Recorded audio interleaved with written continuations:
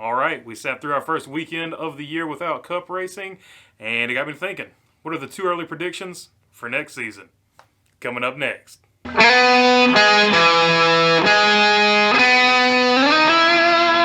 So before I even get started, I woke up this morning and we were over 1,000 subscribers. Man, I just don't even know what to say. I never expected this to happen, and I say that because, to put this in perspective, last year at this time when I was doing these videos, I was getting like 21 views. I looked it up. I got 21 views last year when Chase won the title, and like 7 of those were me looking at it, trying to get better. So it really wasn't even 21, because like 6 or 7 were me looking at the video, figuring out ways I could just be better at doing this deal with lighting and stuff like that. But so to go from that to, and it just, for whatever, I don't know why, for whatever reason, it caught on this year, and I'm at 1,000 or a little bit over 1,000 now. So man, thank you guys from the absolute bottom of my heart. Was not expecting this, and I mean, I really do appreciate you guys. So thank you so much. All right, now on to the two early predictions for 2022, and let's just look at it by manufacturer. Who's going to be the best team from Chevy, Ford, and Toyota? So let's start with Ford first, because that's going to be a little more interesting. And I think with the new car, I think you're going to see Penske be the dominant team, and I think you're going to see Penske be the dominant team by a lot, because the new car is very similar to Australian V8 supercars, which Penske ran for several seasons. So they have a notebook on some of the components in this car and how they're going to react. So I think at the very least, Penske is going to be very good at the road courses. So I would look at Penske to challenge on the road courses, and I think they're also just going to have a little bit of knowledge in general about how the car reacts, period. So I would look for Penske to have a very strong season, and they will definitely, in my opinion, next year be the best Ford team. Now on to Chevrolet and Chevrolet and Toyota. Obviously, it's going to be Hendrick and Gibbs. So instead of just saying who's going to be the best team, let's look at who the best driver, like actual individual team, will be from those camps. And for Hendrick, no surprise, I think it's going to be Kyle Larson. He seems to adapt to anything he gets into pretty quickly, and I don't see this next-gen car being any different from that. I think he'll adapt to it pretty quickly and figure it out faster, probably, than his other teammates. But I could be wrong. Like I said, we're just doing this for fun. This is a prediction. And the Toyota camp, I think it's a toss-up between Kyle Busch and Christopher Bell. And I'm going to give the edge to Kyle Busch just because he got the first win in the car of tomorrow. He seems to adapt to cars pretty quick himself. So I'm going to lean toward Kyle Busch, but also you can't discount Christopher Bell. Christopher Bell's a young guy, and I think this new car is going to favor young guys, which I'll get to in just a minute. But Christopher Bell has to be in that conversation, but I think at the end of the day, Kyle Busch will be the best Toyota team driver. And on that same note, who do I think will win next year's manufacturer's title? Well, I think even though Penske has that slight advantage of the components in this car, some knowledge of very similar components from the Australian V8 supercars, I think Chevrolet still takes home the manufacturer's title. And I think that's because RCR has a bunch of affiliate teams. They're going to have a lot of data points on this new car, and I think that's going to help them out. They've got about 7 different cars that they're going to get data points on, and I think Hendrick is going to figure this thing out too. So I think because of that, Chevrolet will probably win the manufacturer's title one more time.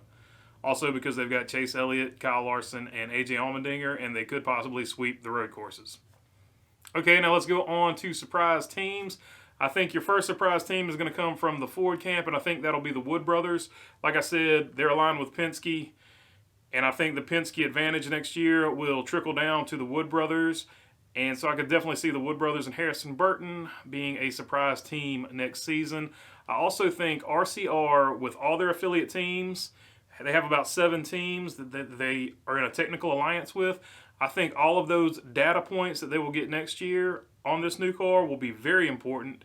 And I think because of those extra data points that they're going to get compared to other teams, they will be significantly better than they were this year, and I could see them, or at least one of their affiliates like Colleague, making a run at this thing.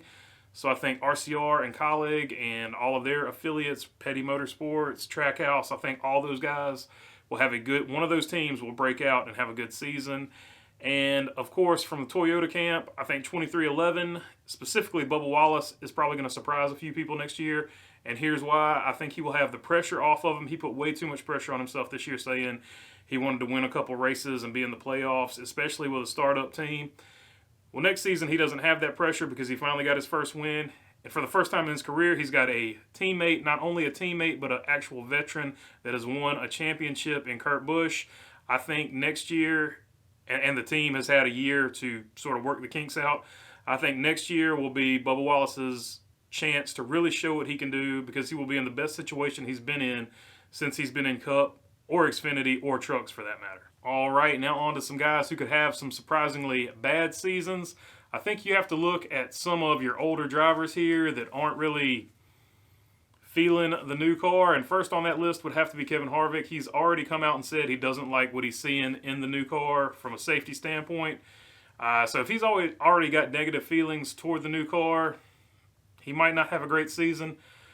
He's always consistent. He's a heck of a driver. I would put him in my top 5 as far as actual driving talent. And that being said, I could see him having trouble next year because he's an older driver. Older drivers typically want to do it their way, and with a new car, that doesn't always work. Also, you could see Martin Truex in that same boat. He said he's basically going to give this new car 1 year to see if he likes it or not, and then he will decide if he retires after that. So I could see those two guys possibly struggling. Now, struggling for them would probably be, making the playoffs and going out in the round of 12 like Harvick did this year. So don't expect like a massive struggles, but, I could see those two guys possibly having a bad year next season. Don't hate me, Truex and Harvick fans. I like both of those guys. I'm just saying I could see them having a bad season next year. All right, and finally on to the good stuff. Who do I think will make the chase next year? And who will win the championship and all that good stuff? So who I think is going to make the chase? I think you can easily pencil in Kyle Larson and Chase Elliott. And like I was speaking earlier on the Penske guys, I think you can easily pencil in Ryan Blaney and Joey Logano.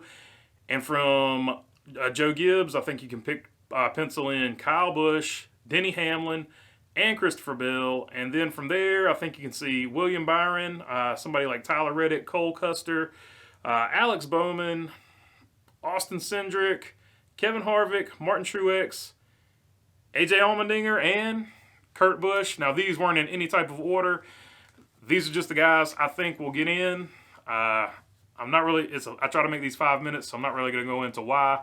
But those are the guys who I think will get in. The guy I was sort of on the fence on was Chase Briscoe. I think I could see him getting in as well, but I put Cole Custer over him because Cole Custer is a little bit more well-rounded on all tracks. All right, now on to Rookie of the Year. I think your Rookie of the Year will be Austin Cindric. I think he will get the job done over Harrison Burton, and I think your regular season champion will once again be Kyle Larson. Until they start beating him on a regular basis, I don't see anybody taking the regular season from him.